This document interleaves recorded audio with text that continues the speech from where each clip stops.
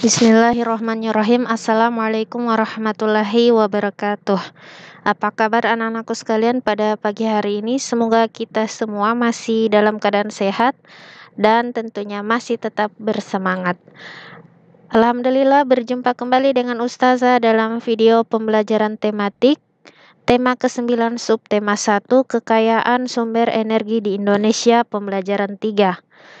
Baik anak-anakku sekalian, sebelum kita memulai pelajaran, mari kita berdoa. Robbi zidni ilman warzuqni fahman. Adapun tujuan pembelajaran hari ini, yang pertama, siswa mampu mengidentifikasi berbagai sumber energi yang dapat diperbarui dan yang tidak dapat diperbarui.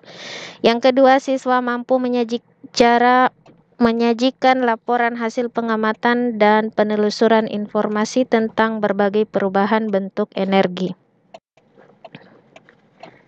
Nah, sekarang kita harus ketahui dulu macam-macam sumber energi.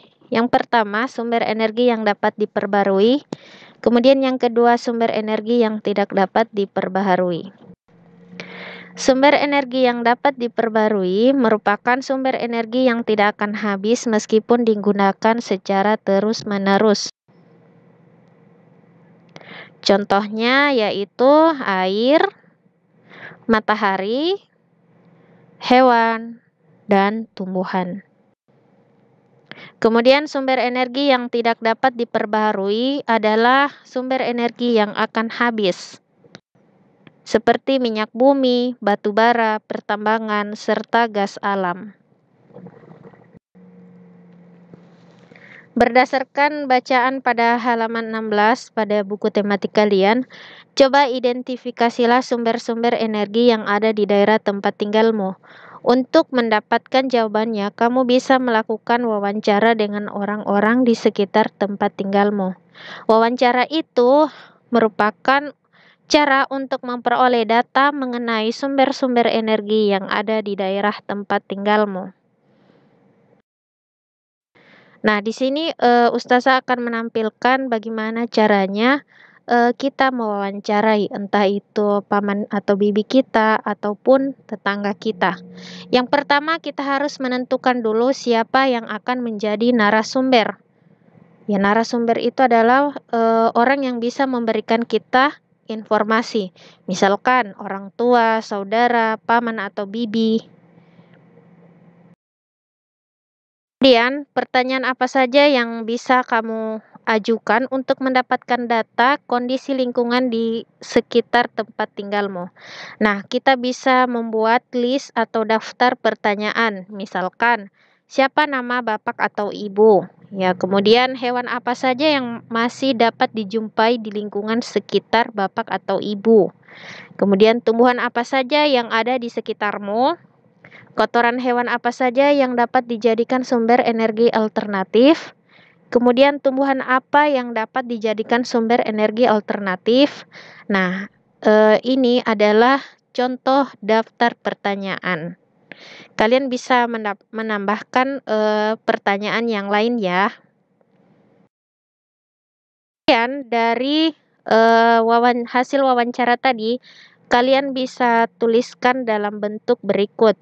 Misalkan tanggal wawancara itu hari ini Sabtu 20 Maret 2021. Kemudian data hasil wawancara, misalkan nama narasumbernya itu Denny. Kemudian kita ajukan pertanyaannya tadi kepada Denny, yaitu siapa nama bapak. Kemudian jawabannya adalah Denny. Kemudian narasumber yang kedua, misalkan Rido, pertanyaannya hewan apa saja yang dapat dijumpai di lingkungan sekitarmu? Jawabannya seperti ayam, sapi, kambing, dan lain-lain. Nah, itu jawaban dari teman atau bapak Rido. Kemudian Nina, ya misalkan nama teman kalian itu Nina. Pertanyaannya, tumbuhan apa saja yang ada di sekitarmu? Ya, dari jawaban Nina, misalkan Nina jawab mangga, pepaya, tomat, dan lain-lain. Nah, jawaban Nina tadi kita tulis dalam bentuk laporan hasil wawancara. Kemudian Dwi, ya yang kita tanyakan adalah kotoran hewan apa yang dapat dijadikan sumber energi alternatif. Ya, dari pertanyaannya itu Dwi menjawab kotoran sapi. Nah, kemudian dalam laporan hasil wawancara tadi, ya kita tulis lagi jawabannya Dwi, kotoran sapi. Kemudian yang terakhir, misalkan kita bertanya kepada teman kita yang bernama Gita. Pertanyaan kita itu adalah tumbuhan apa yang dapat dijadikan sumber energi alternatif. Ya, misalkan dari jawaban Gita, dia menjawab ketela pohon atau biji jarak dan kelapa sawit. Nah, seperti itulah cara menyajikan laporan hasil wawancara. Nah, bagaimana pembelajaran hari ini? Ustazah harap semoga kalian bisa paham ya. Demikian Ustazah tutup dengan membaca doa kafaratul majelis. Subhanakallahumma wa bihamdika asyhadu an la ilaha illa anta astaghfiruka wa atubu ilaik. Wassalamualaikum warahmatullahi wabarakatuh.